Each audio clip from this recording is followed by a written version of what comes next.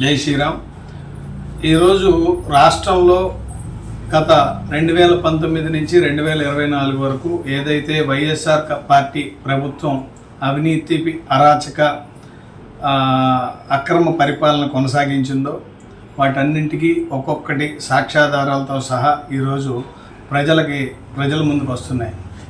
ఏదైతే కసిరెడ్డి అలియాస్ కసిరెడ్డి అనే వ్యక్తి నిన్నటిదాకా పోలీసులకు దొరకకుండా తప్పించుకు తిరుగుతూ ఈరోజు పోలీసుల సమక్షంలో తను చేసిన అరాచకాలే కానీ తను చేసిన అక్రమాలే కానీ లిక్కర్ స్కామ్లో ఎంతెంత అవినీతి చేశారు, ఆ అవినీతిలో ఎవరెవరికి ఎంతెంత వాటా ఉంది, మంత్రులు అలాగే బాధ్యతగా ఉన్న ఎమ్మెల్యేలు ఎంపీలు మంత్రుల కుమారులు అలాగే సలహాదారులుగా ఏర్పాటు చేసుకొని తన అవినీతి సామ్రాజ్యాన్ని ఒక వ్యాపార ప్రపంచంగా మార్చిన జగన్మోహన్ రెడ్డి గారికి ఎంతెంత ముడుపులు వెళ్ళినాయి. ముఖ్యమంత్రి స్థానంలో ఉండి కూడా దీన్ని ఒక వ్యాపార సంస్థగా మలుచుకొని ముఖ్యమంత్రి పదవిని అవినీతి పరిపాలన కోసం ఉపయోగించిన ముఖ్యమంత్రి గారి వాటా ఏ విభాగాల్లో ఎంతెంత వెళ్తున్నాయి అనేది సాక్ష్యాధారాలతో సహా ఆయన స్వయంగా ఒప్పుకోవడం జరిగింది.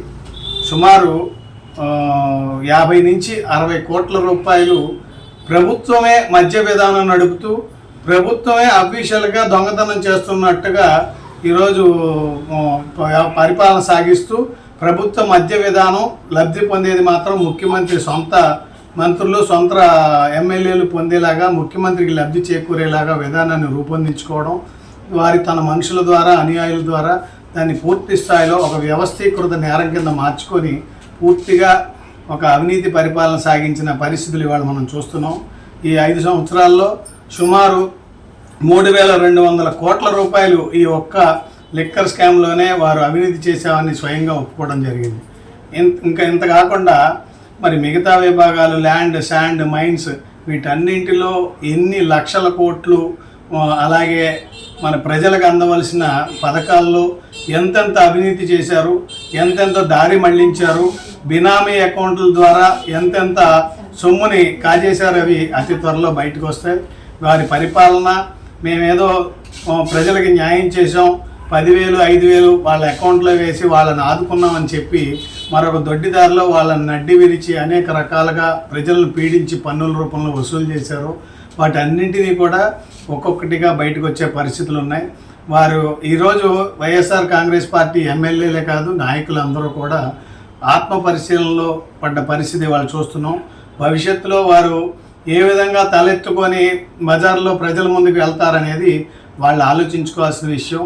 కూటమి ప్రభుత్వం ఖచ్చితంగా వారు చేసిన ప్రతి అన్యాయాన్ని, ప్రతి అక్రమాన్ని, ప్రజలకు చేసిన ప్రతి మోసాన్ని కూడా బయటపెడుతుంది. భవిష్యత్తులో వీటన్నిటికీ వాళ్ళు సమాధానం చెప్పాల్సిన అవసరం ఉంటుంది. అన్యాయం అక్రమంలో భాగస్వాములైన ప్రతి ఒక్కరూ కూడా పనిష్మెంట్ తీసుకోవాల్సిన అవసరం ఉంటుంది. ఖచ్చితంగా వారు చేసిన తప్పుకి ప్రజలకు జవాబుదారీ వహిస్తూ ప్రజల సొమ్మును ప్రతి పైసా కూడా కక్కవలసిన అవసరం ఉంటుంది. ఈ విషయంలో కూటమి ప్రభుత్వం ఎక్కడ ఆక్షేపించడం కానీ అలక్ష్యం చూపించడం కానీ జరగదు. ప్రతి ఒక్కరూ కూడా ప్రజల సొమ్ముకి జవాబుదారీగా ఉండాల్సిందే.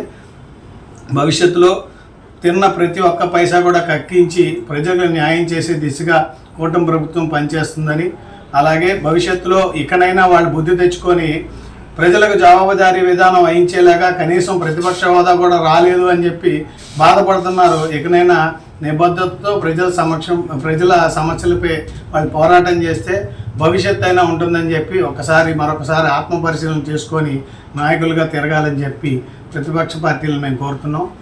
పొట్టి శ్రీహరి, భారతీయ జనతా పార్టీ, విజయవాడ పశ్చిమ నియోజకవర్గం కన్వీనర్.